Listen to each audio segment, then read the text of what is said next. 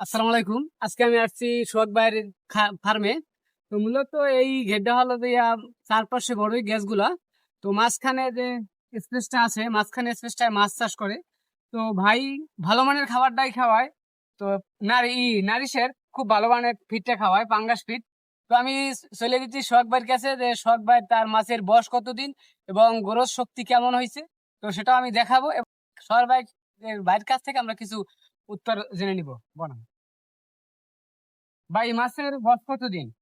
আমার মাছের বয়স হয়েছে আপনার 2.5 মাস। আড়াই মাস। জি। আড়াই মাস হচ্ছে মাছ এত দু জায়গায় ফালাইছেন কতগুলা? আমার আপনার 1500 আছে, 1500 পাঙ্গাস। 1500 পাঙ্গা আর ফেলা। তেলাপিয়া আছে 2000। আপনার শিং আছে যে 6000। শিং কি দেশি না ওই? আর দেশি শিং দেশি ছোটগুলা, শিং। ছোটগুলা আমি চাষ করছি শখের বিষয়। ও, শখের বিষয় তো খুব ভালো হয়েছে।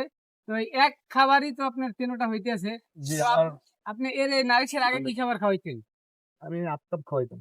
আফতাব খাওয়াইতেন কেন? আফতাব ছাড়লেন কেন?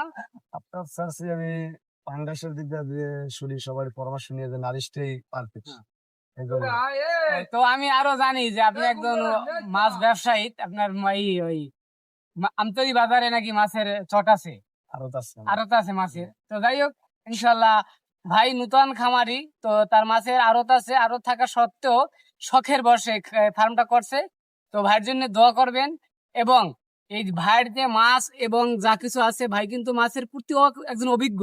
প্লাস অভিজ্ঞ থাকাকালীন যে অভিজ্ঞতাটা সে বসাই রাখে নাই, তো এই ফাঁকে নিজে একজন উদ্যোক্তা। তো ভাইয়ের জন্য দোয়া করবেন যে ভবিষ্যতে এই ছোট ঘের থেকে যেন বড় বড় ঘেরের দিকে আক্রান্ত হইতে পারে।